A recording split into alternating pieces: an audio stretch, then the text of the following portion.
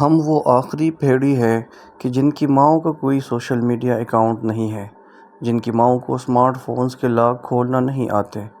ہم وہ آخری پیڑھی ہے کہ جن کی مائیں فلٹر سے دور ہے، بس صابن کی ٹکیا، دنداسا، تبت سنو کریم اور تبت پاؤڈر ہی جن کا ٹوٹل میک اپ ہے۔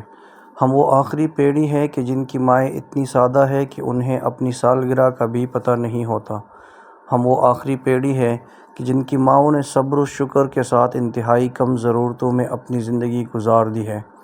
ہم وہ آخری پیڑھی ہے کہ جن کی مائیں انہیں گھر سے رخصت کرتے وقت سی یو سون نہیں بلکہ فی امان اللہ کہہ کر اللہ کے حوالے کرتی ہے، اور چہرہ چادر کی اوٹ میں چھپا کر ہلکا سا دروازے سے باہر سرک کر تب تک دیکھتی رہتی ہے جب تک بچہ نظروں سے اوجھل نہ ہو۔